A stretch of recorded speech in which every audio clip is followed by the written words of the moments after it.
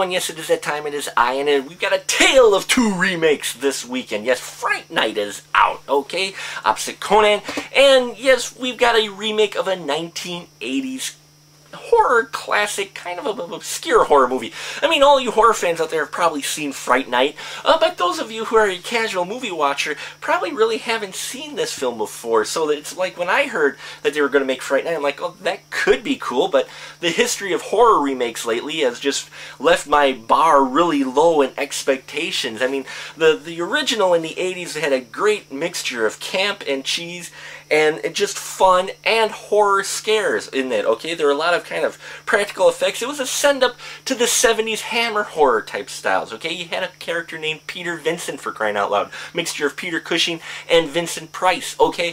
So you have that. So the names have stayed the same in the new one, but our characters have changed. In this one, we still have the story of Brewster, who is a kid living in suburbia, just trying to get through high school and hold on to his beautiful girlfriend while trying to forget his geeky past, and he has a strange neighbor move in next door, and pretty soon events play out, and you've seen it in the trailer. A buddy of his suspects that his Brewster's neighbor is actually a blood-sucking fiend from beyond the grave. Well, at first Brewster has trouble believing it, but you know, events happen, and soon he goes, oh yeah, he is a vampire, and then he tries to convince other people that it is, and has a hard time doing it. And the events play out from there. Vampire trying to shut Brewster up, and Brewster trying to tell everyone, hey, we got Dracula living next door. So that's the basic story. Now, the original was a mixture of camp, cheese, and humor, and horror scares, and this one is exactly the same.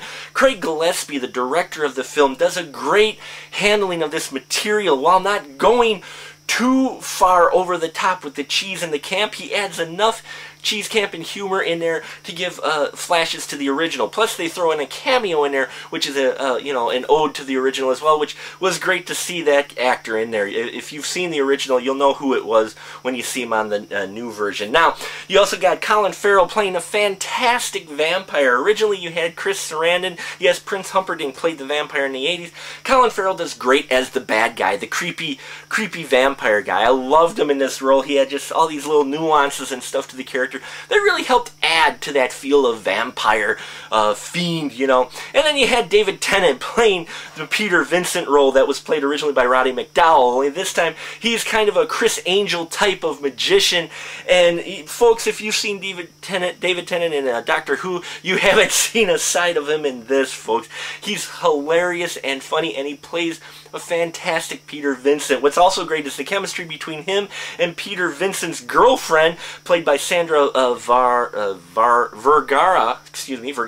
Those two have some fantastic dialogue in there, just have you laughing.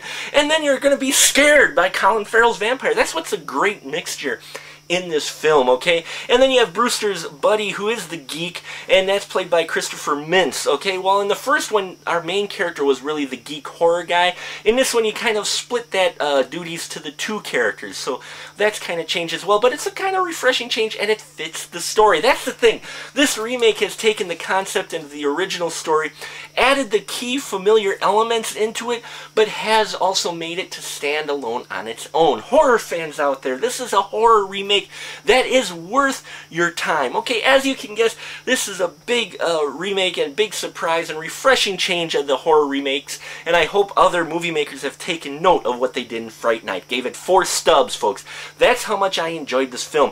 I was told by a friend who went with me that it's a reason why this film was so good was because it was written by someone who had written a lot of Buffy episodes. So, the Buffy Vampire Slayer TV series episodes. Okay, so that's probably why this material plays out so well as it does. You have a great mixture of comedy, a little bit of camp, and some great horror scares. You got gore in there for you gore horrors out there, and I got to see it in 3D, and let me tell you, the 3D was fantastic. It's some of the best 3D I've seen coming out of Hollywood, but it doesn't add too much to it. You don't have to see it in 3D to really appreciate this film.